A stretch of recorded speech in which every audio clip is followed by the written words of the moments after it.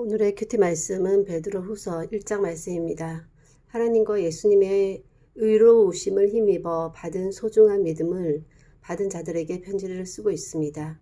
예수님께서 하나님의 능력으로 하나님을 섬기며 살아가는 데 필요한 모든 것을 허락해 주셨고 영광과 선함으로 불러주신 그분을 알 때 약속하신 크고 놀라운 선물, 필요한 모든 것을 받게 되고 하나님 닮은 모습으로 함께 교제하게 하셨습니다.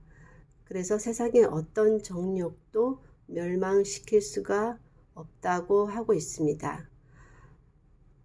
따라서 믿음이 사랑으로 결과적으로 나타나는 삶이 되기 위해서 믿음의 덕, 지혜, 절제, 인내, 경건, 형제, 오해 등이 더해가는 그런 삶을 살아가야 되고 예수님을 아는 지식으로 더 풍성한 이러한 삶을 살 수 있습니다.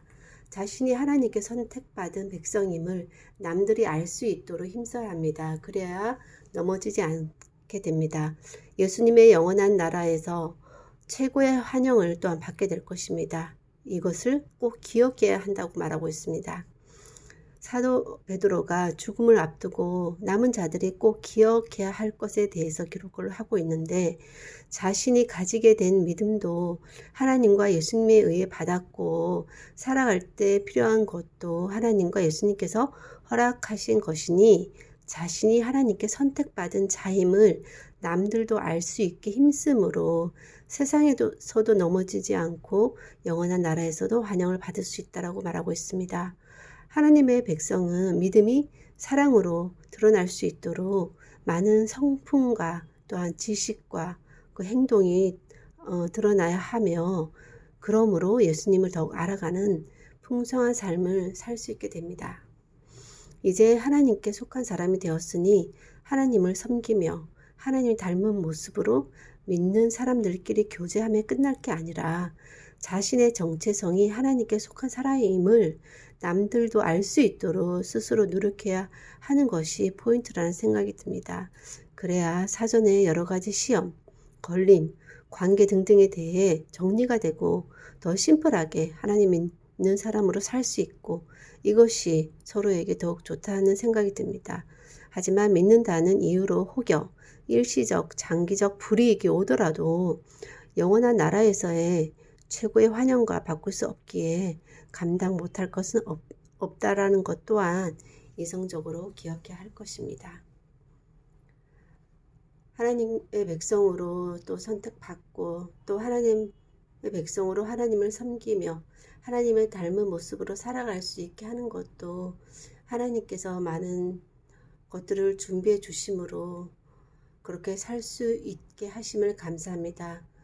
이제 믿는 사람이 해야 할 것은 이미 하나님의 선택을 받은 하나님의 백성이 되었고 앞으로 그러한 믿음이 사랑으로 나타날 수 있기까지 여러 가지 또한 지식과 절제와 인내와 덕과 경건과 형제 우애 등의 성품과 그런 삶의 행동 등이 드러나는 삶을 살아가야 하는데 그런 삶을 믿는 사람들끼리만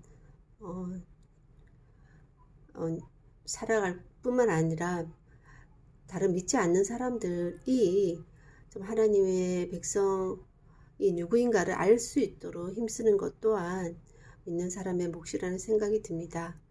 그럴 때 하나님께서 정말 이 세상에서도 이길 수 있는 힘을 주실 뿐만 아니라 예수님의 영원한 나라에서도 최고의 환영을 받게 하신다고 하니 다른 무엇보다 비교할 수 없는 그것을 위해서 정말 그런 믿는 자라는 그 정체성을 드러내는 그런 용기를 가지는 것은 그것이 쉽지 않아도 참으로 마땅히 해야 하는 일임을 주님 또한 알게 됩니다.